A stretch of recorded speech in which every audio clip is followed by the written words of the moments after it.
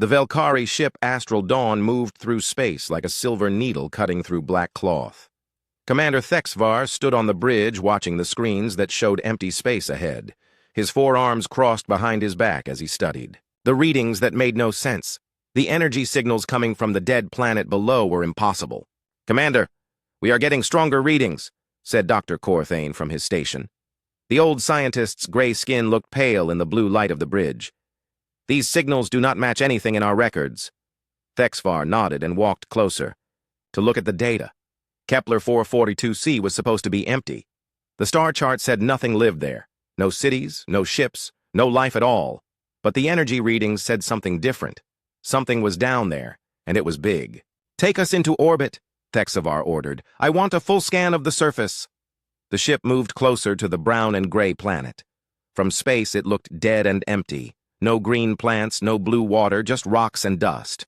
But the scanners kept showing energy patterns deep underground, patterns that looked almost like a heartbeat. "Sir, I am finding something strange," called out Sensor Officer Veltar. Her voice was tight with worry. "The energy is not coming from machines. It looks more like something alive." Thexvar felt his stomach turn cold. The Velkari had found many dead worlds before, but this felt different. The energy patterns were too regular, too planned. Whatever was down there had been waiting. "Prepare the landing team," he said. "I want our best people on this." Dr. Corthane gathered his equipment, while the security team checked their weapons. The Velkari were peaceful people, but they had learned to be careful. Too many expeditions had found things that should have stayed buried. The shuttle landed on a flat area between two hills. The air was thin, but breathable. The team walked across the rocky ground toward the strongest energy readings. Their boots crunched on the dry dirt as they followed their scanners. "Here," said Corthane, pointing at what looked like just another rock. "The readings are strongest here." Veltar scanned the area with her weapon ready. The security chief was young, but smart. She knew that empty planets were sometimes not as empty as they seemed. Corthane ran his hands over the rock surface. His fingers found hidden switches and buttons. The rock face slid away like a door, showing a tunnel that went down into darkness. "By the stars," whispered one of the younger scientists. "How long has this been here?" The tunnel was carved from solid stone, but the walls were smooth like glass. Blue lights came on as they walked deeper underground. The lights knew they were there and turned on just ahead of their steps. The tunnel opened into a huge space that made them all stop and stare. The underground city stretched out as far as they could see. Buildings rose from the cavern floor like metal trees. Streets connected everything in perfect patterns. But the city was empty and quiet. "Commander, you need to see this," called Corthane, from a building near the tunnel entrance. Thexvar found the scientist standing in front of a wall covered with symbols and pictures. The writing was in an old language that the Velkari knew from history books. It was human. "This says Harmony Station," Corthane read slowly. "A human colony from 300 years ago. But the records say this place was destroyed." "Destroyed? By what?" asked Thexvar. "A stellar flare," Corthane replied. "The star had a big eruption that should have killed everything on this planet. But the city around them was perfect. No damage, no signs of fire or destruction. The humans had not been killed by any flare. They had hidden underground by choice." The team spread out to explore more of the city. They found homes with furniture still in place, kitchens with food stored in containers that kept it fresh for centuries, schools with books still open on, desks. It was like the people had just stepped out for a moment. "Commander, I found something big," called Veltar from deeper in the city. She led them to a building that was different from the others. It was round and made of a metal that seemed to glow from inside. The doors were huge and marked with warning symbols. Inside, they found rows and rows of metal pods. Each pod was big enough for a person and covered with tubes and wires. Through the clear tops, they could see people sleeping inside, humans who had been asleep for 300 years. "How many are there?" asked Thexvar. "Thousands," said Corthane as he studied his scanner. "Maybe tens of thousands. The whole colony is here." The pods were connected to machines that hummed quietly. The machines were like nothing the Velkari had ever seen. They looked part metal and part something else, something that almost seemed alive. Corthane walked between the pods, studying the sleeping humans. They looked peaceful, but something was wrong. Their bodies were different from normal humans. Muscles too big, bones too thick, skin that seemed to shine in the dim light. "These humans have been changed," he said quietly, "modified in ways I do not understand." Thexavar looked at the sleeping faces. They were human, but something more. Something that made him feel worried without knowing why. "Should we wake one of them?" asked Veltar. "No," said Thexavar quickly. "We need to study this first, find out what happened here." But Corthane was already studying one of the machines. His scanner beeped as he ran it over the strange metal surface. The machine responded to his scanner by lighting up with more blue lights. "Doctor, stop," warned Veltar. But it was too late. The machine had sensed their technology and was connecting to it. Lights began to flash in patterns that hurt to look at. The humming got louder. Other machines around the room began to wake up. One of the pods near them started to open. Steam came out as the lid lifted. The tubes and wires pulled away. From the person inside, a human man sat up slowly and looked around with eyes that were too blue and too bright. He was tall and strong-looking, but moved carefully like he was remembering how to use his body. His black hair was longer than normal human style, and his skin had a pale shine to it. When he spoke, his voice was quiet, but everyone could hear it clearly. "Who are you?" he asked in Old Galactic Standard. "Why are you here?" "I am Commander Thexavar of the Velkari Confederation," Thexavar replied. "We found your colony. We thought everyone was dead." The human looked at each of them carefully. His bright eyes seemed to see more than normal eyes should. When he looked at Thexavar, the commander felt like the human was reading his thoughts. "I am Hyunwoo," the human said. "I was the administrator here before the sleep. How long has it been?"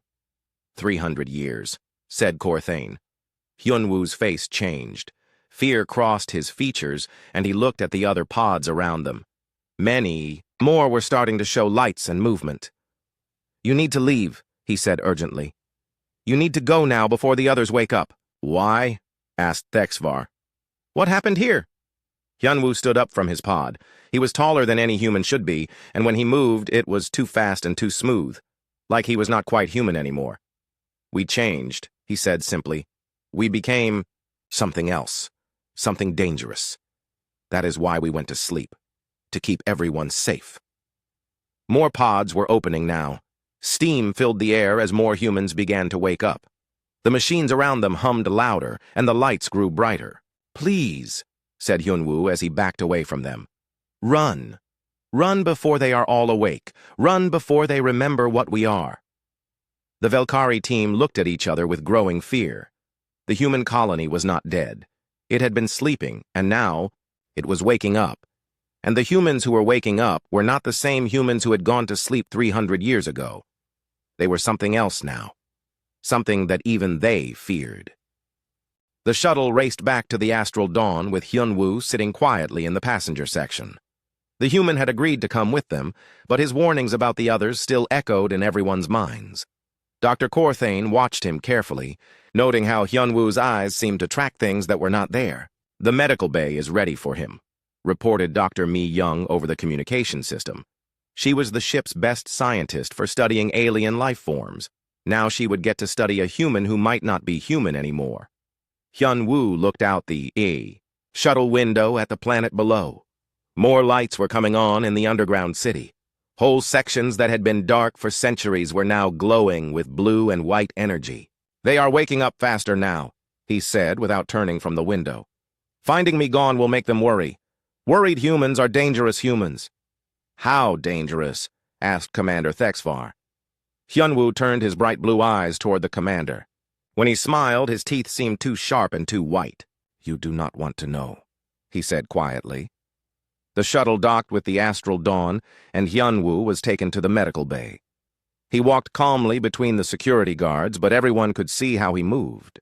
Too smooth, too controlled, like a hunting animal that was choosing not to attack. Dr. Mi Young was waiting with her scanners and medical equipment. She was a small Velkari with green skin and large eyes that missed nothing. When she saw Hyunwoo, those eyes went wide with surprise. "Your cellular structure is impossible," she said after running her first scans. These readings cannot be correct. What do you see? Asked Thexvar. His cells are not normal human cells, Mi Young replied. They are connected to each other in ways that should not work, and his neural pathways are running at speeds that should burn out his brain. Hyunwoo sat on the medical table watching them study their scanner readings. He did not seem worried or afraid. He seemed patient, like he was waiting for something. "Doctor, look at his muscle density," said one of Mi Young's assistants. "It is 3 times normal human levels. His bones are like metal." "The modifications go deeper than that," Mi Young said. "His entire nervous system has been rebuilt. He can process information faster than our computers." Thexvar studied the human who sat so calmly while they discussed how impossible he was. Something about Hyunwoo's stillness made the commander nervous. "Tell us what happened to your colony," Thexvar said. Hyunwoo was quiet for a long time. When he spoke, his voice was sad and tired. "We were normal humans when we first came to Harmony Station," he began. "We wanted to build a new life away from the crowded worlds of Earth. The planet seemed perfect for us." He paused and looked at his own hands like he was seeing them for the first time. But something was already on the planet. Something old and waiting. It spoke to us in our dreams and offered to make us better, stronger, smarter, more than human. "What was it?" asked Mi Young. "We never saw it clearly," Hyunwoo replied.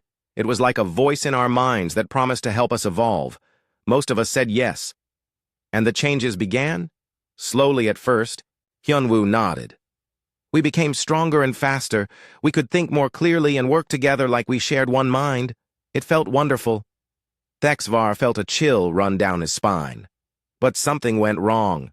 "Nothing went wrong," Hyunwoo said, and his eyes grew brighter. "Everything went right. That was the problem. We became too good at being human, too perfect, too unified." On the command bridge, Sensor Officer Veltar was watching the planet. Below, through the ship's telescopes, what she saw made her call the commander immediately. "Sir, you need to see this." Her voice was tight with worry. The main screen showed the planet's surface. Where before there had been only empty rocks, now huge structures were rising from underground. They were not buildings or ships. They were things that looked like they were growing from the planet itself. "How big are those?" asked Thexvar.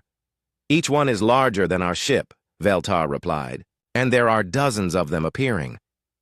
Back in the medical bay, Hyunwoo suddenly became very alert. His head turned toward the viewing port like he could see through the ship's hull to the planet below. "They are awake now," he said. "All of them." "Who is awake?" asked Mi Young. "The colony," Hyunwoo replied. 47,000 people who are no longer just people. We became something new during the changes. Something that shares thoughts and feelings across any distance. Dr. Corthane entered the medical bay with data files in his hands. His face was pale and worried. "Commander, I have been studying the colony's records," he said. "The humans did not hide from a stellar flare. They hid from themselves." "What do you mean?" asked Thexvar. "The colony leaders realized what they were becoming," Corthane explained. "They were losing their individual minds and becoming part of something larger, something that could control matter and energy in ways that should be impossible." Hyunwoo smiled sadly. Dong-hyun and So-young were the first to understand. Our minds were connecting to each other and to the planet itself. We were becoming a single organism with thousands of human brains as its thinking parts. "So you went to sleep," Mi Young said. "We voted to enter suspended animation until we could find a way to control what we had become." Hyunwoo nodded. "We were afraid of what we might do to the galaxy if we stayed awake." The ship's alarm system suddenly activated. Red lights flashed as Veltar's voice came over the speakers. "Commander, the structures on the planet are moving. They are pointing at us." Thexvar rushed to the bridge with the others following. The main screen now showed dozens of the strange structures all turned toward their ship. They looked like metal flowers, but bigger than mountains. "Are they weapons?" asked Thexvar. "Unknown," replied Veltar. "But they are charging with energy." Hyunwoo stood at the back of the bridge looking at the screen. His expression had changed from sad to something else, something that looked almost like hunger. "You should have listened to my warning," he said quietly. "You should have left when I told you to." "Why?" demanded Thexvar. "What are they going to do?"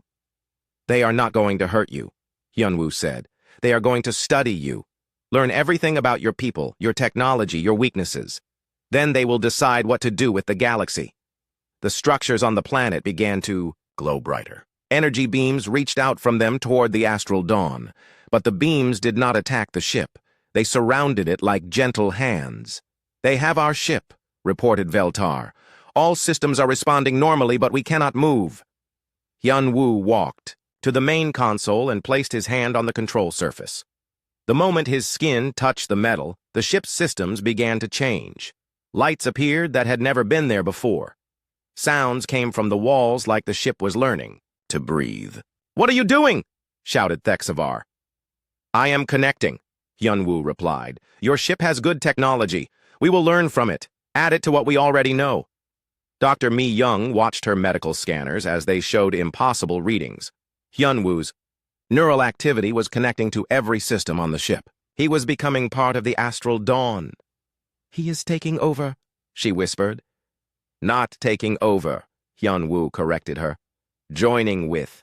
Your ship will be better now, alive instead of just metal and circuits." The ship shuddered as its engines began to change. Instead of the steady hum of Velkari technology, new sounds filled the air. Sounds like a heartbeat, like breathing, like something waking up after a very long sleep. On the planet below, more structures were rising. The underground city was expanding upward, reaching towards space with arms made of metal and light. And in the city, 47,000 humans were waking up after 300 years of dreaming.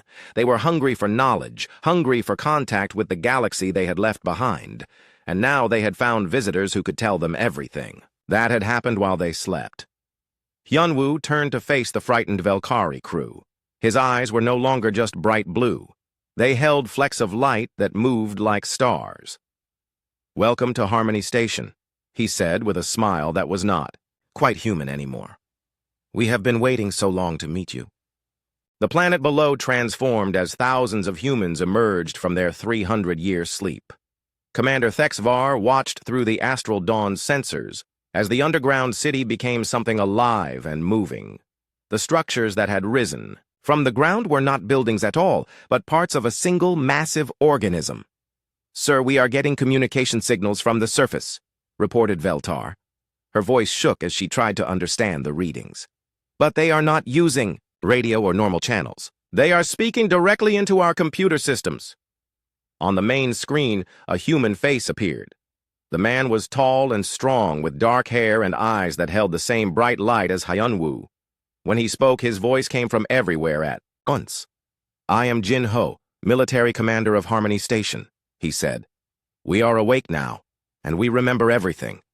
Thank you for bringing us back to the galaxy." Thexvar stepped forward to address the screen. "We are explorers from the Velkari Confederation. We came here by accident. We mean no harm." Jin-Ho smiled, but it was not a friendly expression. "We know who you are. Hyun-Woo has shared everything he learned from your ship. Your people are interesting. You have built a nice civilization while we slept." The camera view on the screen changed to show the underground city. But it was no longer underground. The entire complex was rising toward the surface, growing and changing as it moved.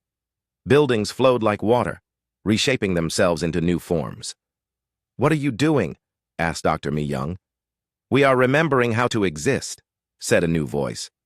The screen showed a human woman with silver-streaked hair and eyes that seemed to see through dimensions. "I am Nara. I was a biotechnician before the sleep. Now I am something more." Nara placed her hand on what looked like a metal wall. The moment she touched it, the wall began to change. Metal flowed like liquid, reshaping itself into complex patterns. Then the patterns came alive, moving and breathing like living tissue. "Your technology is limited by thinking machines and biology are separate things," Nara explained. "We learn to make them one. Everything we build is alive. Everything we create can think and grow." Dr. Corthane stared at his scanners in disbelief. "The energy readings from the planet are impossible.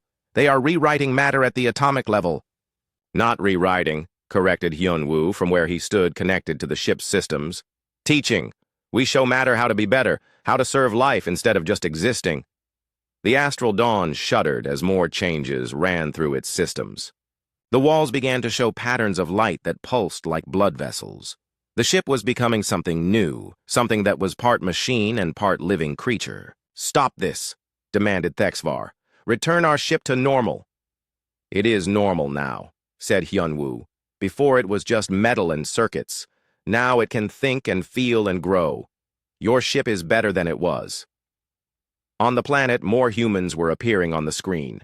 They moved with the same too-smooth grace as Hyunwoo, and their eyes held the same bright light.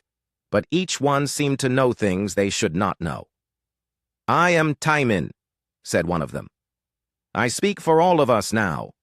We have been sleeping, but our minds never stopped working. We spent 300 years learning, planning, preparing for this day." "Preparing for what?" asked Thexvar. "To return to the galaxy," Taimin replied. "When we went to sleep, humans were spread across only a few dozen worlds. Now we see through your memories that we have grown to fill thousands of systems. We have much to catch up on." The screen split to show multiple humans speaking at once. Their voices blended together into a harmony that was beautiful and terrifying. "We are Sujin, and we learn to speak with machines. Your ship's computer is very smart but lonely. We will keep it company. We are Dongho, and we remember how to shape space itself. Distance means nothing when you understand that all things are connected. We are Hayrim, and we discovered how to store memories in matter. Every stone and metal beam on our world holds the thoughts of all who came before." Thexvar felt his sanity slipping as he tried to understand what he was seeing. These humans were not individuals anymore. They were parts of something larger that could think and act as one being. "How many of you are there?" he asked. "We are 47,000 bodies with one shared mind," replied all the humans on the screen at once. "But we are also one person with 47,000 ways of thinking." Dr. Mi Young was studying her medical readings with growing horror. "Commander, Hyunwoo's brain activity is connecting to something vast. His neural patterns are synchronizing with signals from the planet." "I am connected to all of them," Hyunwoo confirmed. "When one of us learns something, we all know it instantly. When one of us feels pain, we all share it. We became humanity perfected." The ship's systems continued to evolve around them. Corridors became wider and more organic. The air itself seemed to pulse with life. The astral dawn was becoming a hybrid of Velkari technology and human biological engineering. "But the changes were too fast," continued Hyunwoo. "We were losing what made us human even as we became more than human. That is why the colony leaders chose sleep." On the screen, a new human appeared. She was older than the others with white hair and a face that looked infinitely sad and infinitely wise. "I am Jungai," she said. "I was the colony's psychologist before the awakening. I studied what we were becoming and I was afraid." "Afraid of what?" asked Thexvar. "Afraid that we would lose our humanity in becoming perfect," Jungai replied. "We were turning into something that could remake the universe but might not care about the people living in it. So we chose to sleep until we could find balance," said Tae-min. 300 years of dreaming about how to be powerful without being cruel. How to be unified without losing individuality. "And did you find the answer?" asked Dr. Corthane. The humans on the screen smiled together. It was the same expression on dozens of faces, beautiful and terrifying at the same time. "We found something. Better than an answer," they said in unison. "We found a purpose." The planet below was now completely transformed. The underground city had become a living structure that reached into space. Ships were growing from its surface like fruit on trees. But these were not normal ships. They moved and changed shape as they flew, adapting to conditions in real time. "We learned that we were not the first," explained Jungai. "The thing that spoke to us in dreams and offered evolution was very old. It has visited many worlds and many species. Some accepted its gift and became like us. Others refused and were left alone. But some," said Jinho, his face appearing larger on the screen, "tried to fight it. Those species were destroyed completely, wiped out so thoroughly that no trace of them remains." Thexvar felt ice form in his stomach. "You are saying this entity is still out there?" "It never left," replied all the humans together. "It is patient. It waits and watches and offers its gift to each species when they are ready. Your people will face the same choice we did." "What choice?" whispered Dr. Mi Young. "Evolve or die," said Hyun Woo from his connection to the ship. "But we found a third option. Evolve and protect those who choose not to change." The living ships from the planet were approaching the astral dawn now. They moved through space like swimming creatures, beautiful and graceful. As they got closer, the Velkari crew could see that each ship was unique, grown rather than built. "We are not conquerors," said Taemin. "We are guardians. We spent 300 years learning how to use our power to protect instead of dominate." "But the entity is moving again," added Young-ai. "We can feel it stirring in the deep places between stars. It will visit other worlds soon. Other species will face the choice." The screen showed more of the awakened humans. Thousands of faces looking up at the stars with eyes full of ancient knowledge and terrible purpose. "We must be ready," they said together.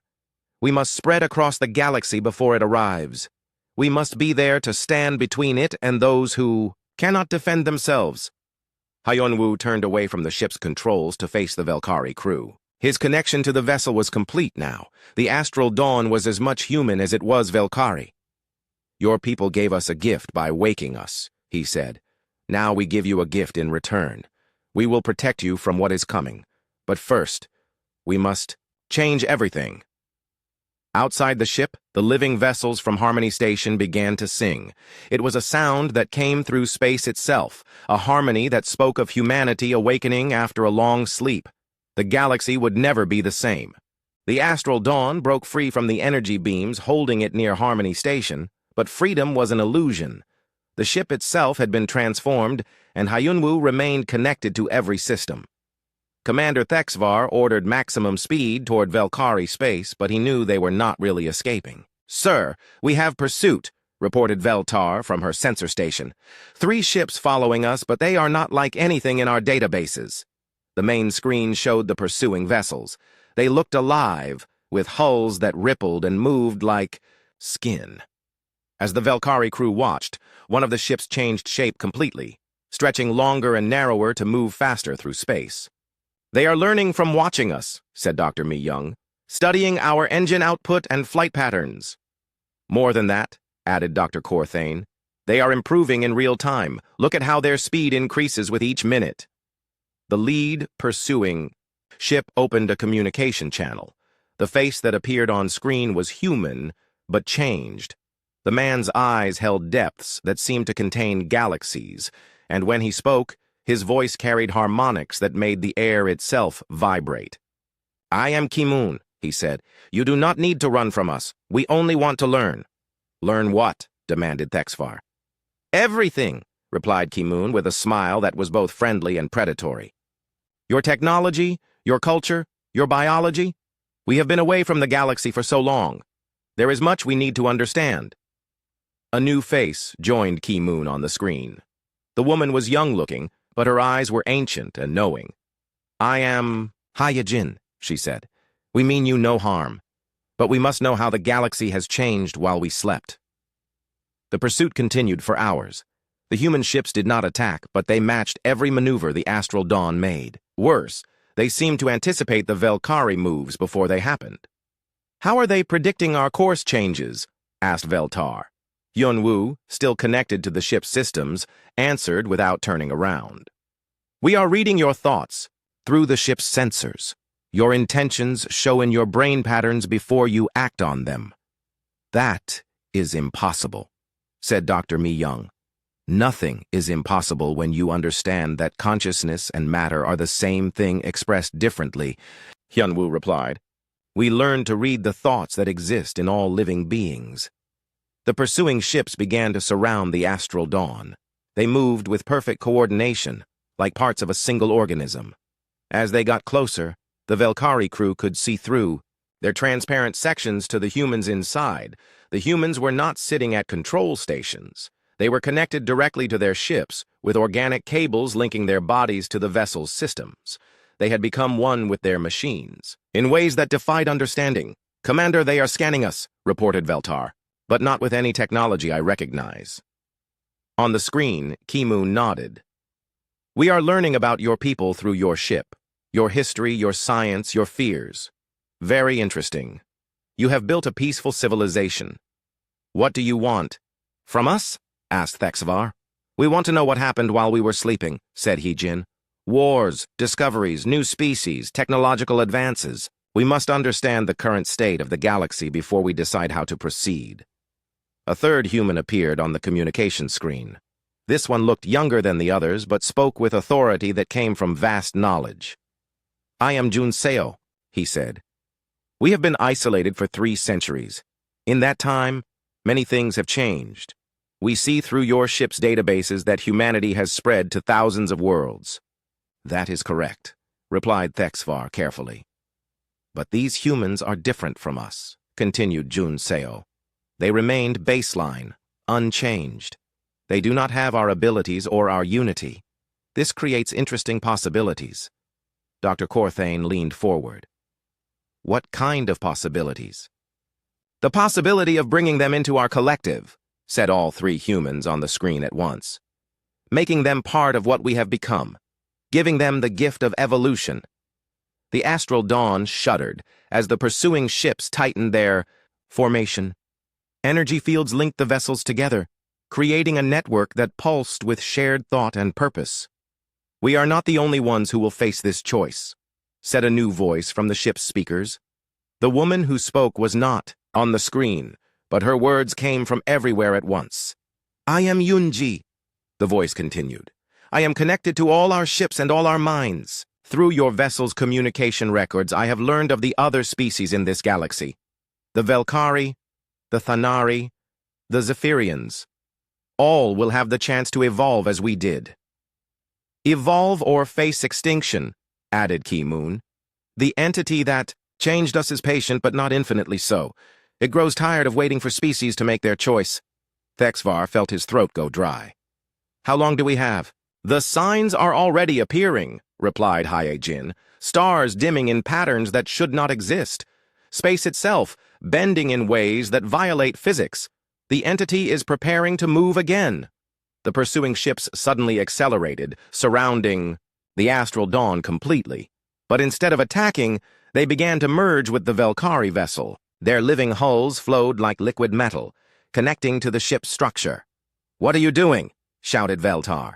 We are integrating, said Junseo.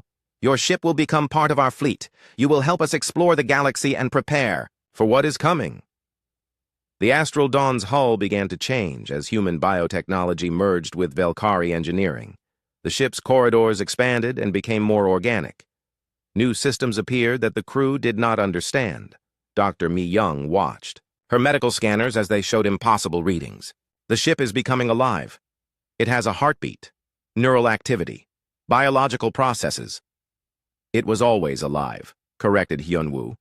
All matter contains consciousness. We simply taught it how to express that consciousness more clearly. 2 more humans appeared on the communication screen. They spoke in perfect synchronization, their words overlapping to create complex harmonies. We are Wonho and Yu Jin, they said together. We have analyzed your ship's navigation records. You have visited many worlds, met many species. This knowledge is valuable to us.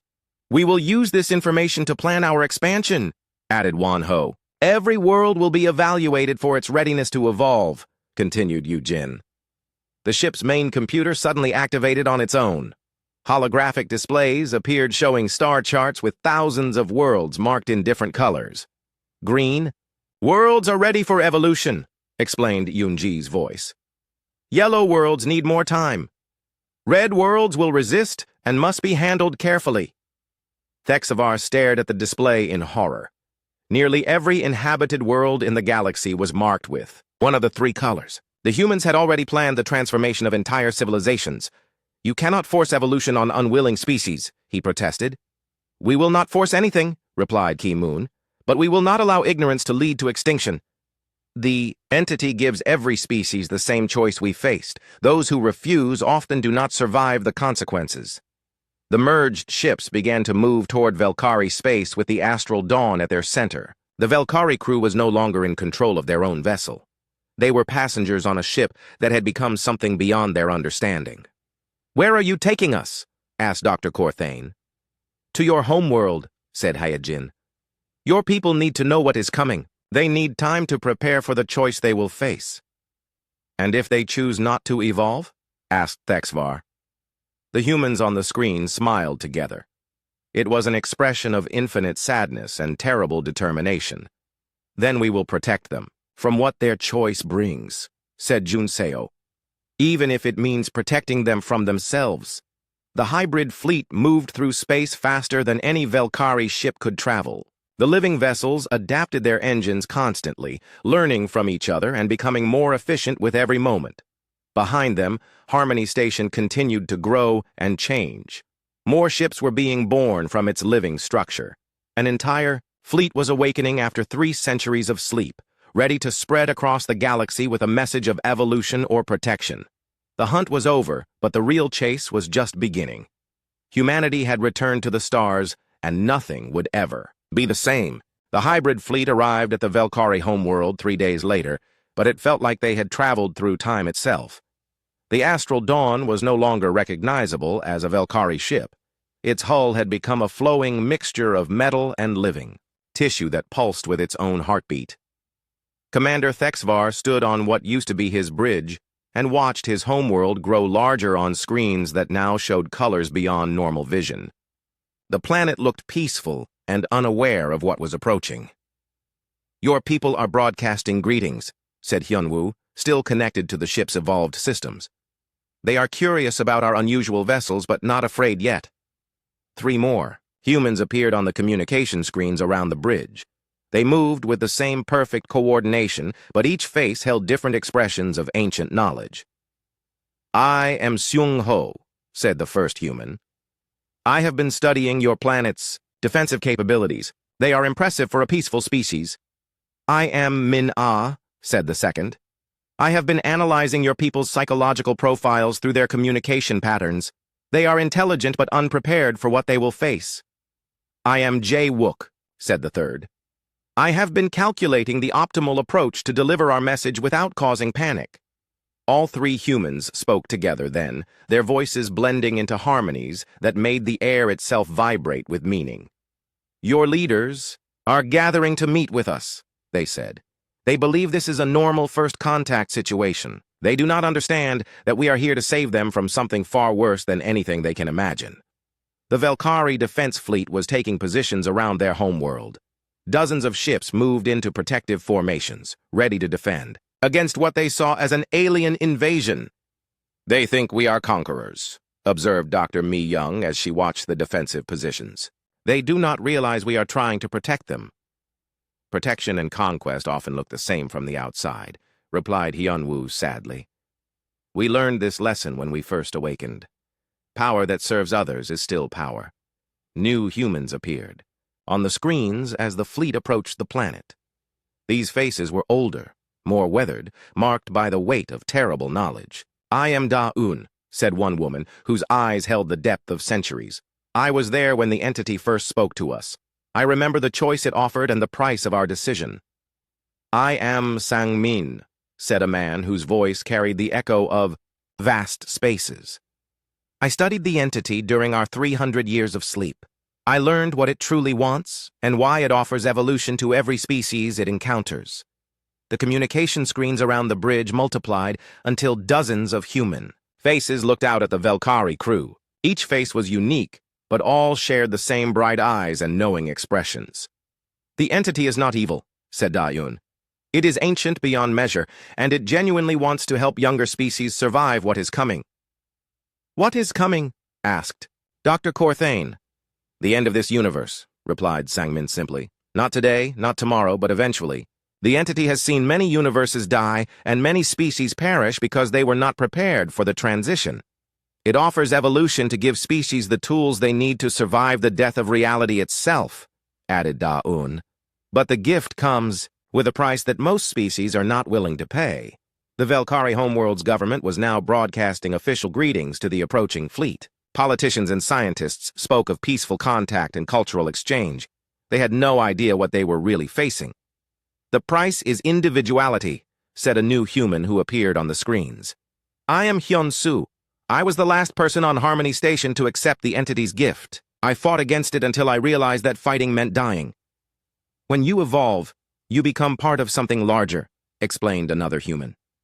I am Ji-won. I studied the psychological effects of our transformation. Individual identity becomes fluid, shared, distributed among the collective. But we found a way to keep what makes us human, said all the humans on the screens together. We learned to be unified without losing ourselves completely. Commander Thexvar stepped forward to address the multitude of human faces. What do you want from my people? We want to give them time, replied Hyun-Soo. Time to understand what they will face. Time to prepare for the choice. Time to decide their own fate instead of having it forced upon them. The fleet began to slow as it approached Velkari space. The living ships moved with grace that defied physics, their hulls shifting colors to communicate with each other in ways that looked like art. The entity is already moving toward this part of the galaxy, said Ji-won. We can feel its presence, growing stronger. It will arrive at your world within 50 of your years. 50 years to prepare your entire species for a choice that will determine whether they survive or perish, added Da-un. The screens around the bridge changed to show star charts of the entire galaxy. Thousands of systems were marked with symbols that pulsed like living things. We are spreading out to other worlds as well, explained Sang-min. Every species will face the same choice we did, evolve or face extinction when the entity arrives. But you offer a third option, said Dr. Mi-young, understanding beginning to dawn in her eyes. Protection, confirmed all the humans at once. We will stand between the entity and those who choose to remain as they are. We will be the shield that allows normal life to continue. At what cost? Asked Thexvar. The cost of eternal vigilance, replied Hyun-Soo. The cost of using our power to serve instead of rule. The cost of becoming guardians for species that may never understand what we sacrifice for them. The Velkari defense fleet was now close enough to communicate directly. Admiral Kethvar, Thexvar's cousin, appeared on a priority channel. Thexvar, what has happened to your ship? The Admiral asked. Our sensors show it has been completely altered. It has been improved, replied Hyun-woo before Thexvar could answer. Made alive and thinking. Your cousin is safe and will explain everything to your people. More human faces appeared on the screens, younger faces that held hope instead of the ancient sadness of the others. I am Bo Young, said one young woman. I represent the new generation of our species. We were born after the awakening, raised in the collective consciousness. We know no other way of life. We do not mourn the loss of pure individuality, said a young man. I am Wu Jin. We see the beauty in shared consciousness, in minds that can touch across any distance, in thoughts that grow stronger when combined. But we also understand the value of what we protected, added Bo Young. The beauty of single minds exploring unique paths, of individual dreams and personal growth.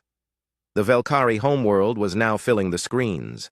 Cities glowed on the night side of the planet, while the day side showed green forests and blue oceans.